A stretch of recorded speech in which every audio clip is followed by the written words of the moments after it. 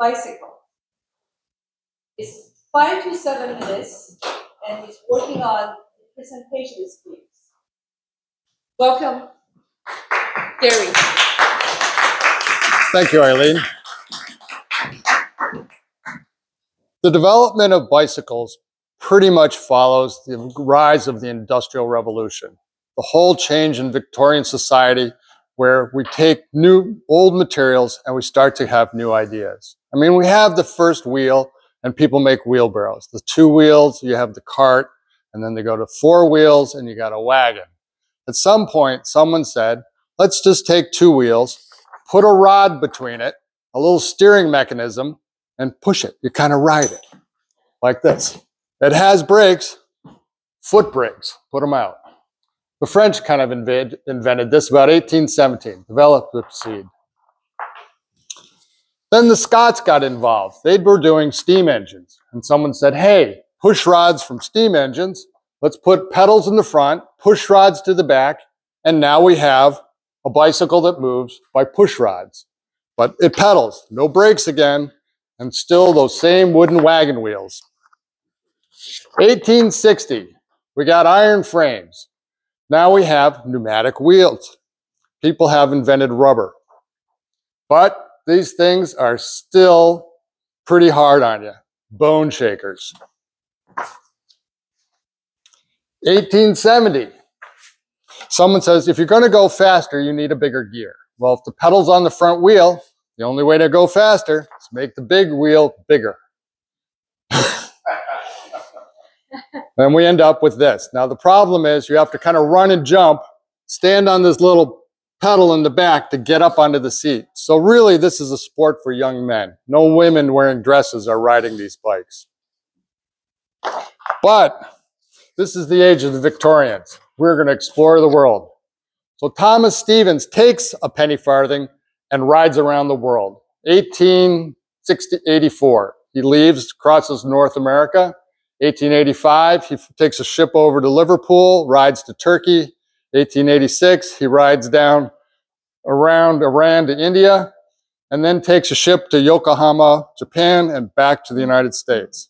3-year trip. But he does it with a penny farthing.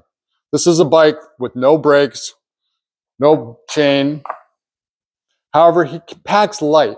1 change of clothes and a revolver, a .38 Smith & Wesson. That's it. That's all he took. 1880, people saying, wait a second. We have these industrial chains. Let's put one on the back. We'll add a gear. We call it the safety bicycle. This is when bicycling really started to take off. Women could ride this. Couples could take this. This was a revolution in society because people would leave their house without having to take a horse. You get pneumatic tires.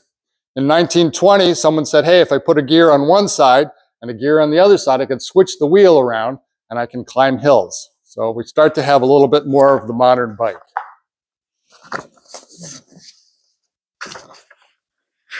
In the 1890s, someone said, wait, those seats are terrible. I'm going to put a real chair on this thing. And he invents a recumbent. He calls it the normal bicycle because you sit normally, hunched over. 1932, the UCI, Union of Cyclists International, is asked, is a recumbent a bicycle? They're like, well, it's got 2 wheels, pedals. Yeah, it's a bicycle. And then Francis Farrur, a second-rate racer, takes a recumbent and breaks the 5K, the 10K, the 20K, the 30K, the 40K, the 50K, the 1 hour and a half hour speed records. 1933-4, the UCI meets again and says, you know, I don't think recumbents are bicycles. Therefore, you don't see a racer on a recumbent anymore, thanks to that.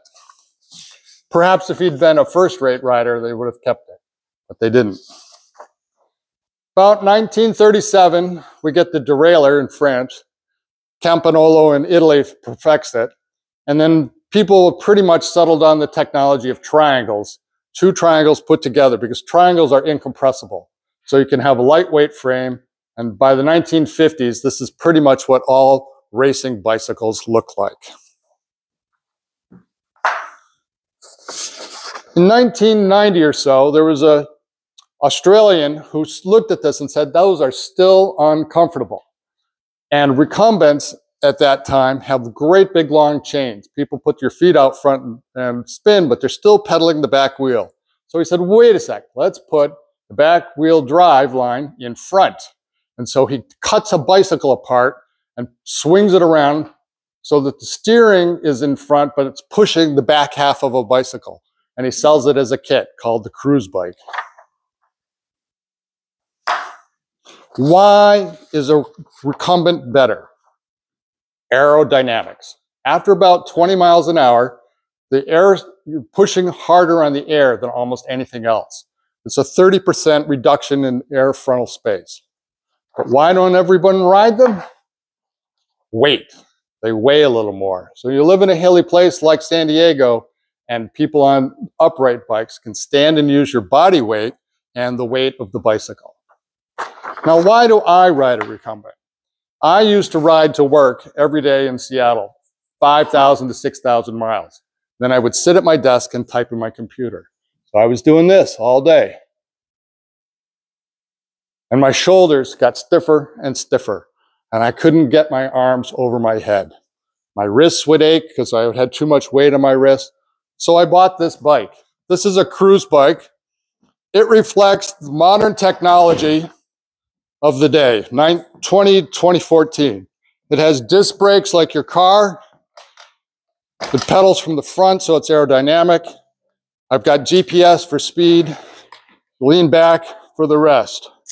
You pedal with your feet out front. I've crashed this thing 3 times. I've broken my leg once. However, I didn't break my neck. It was my feet that led. I don't know if you caught the news, but a guy died last week over on the 101 just south of Cardiff. Bicycling is dangerous. However, I rode this bike today the first time in a year since I broke my leg. I thought you'd all like to see it. My wife tells me I have to get rid of it, and I may, but until then, this is the pinnacle of modern technology right here. Thank you. This is Toastmaster.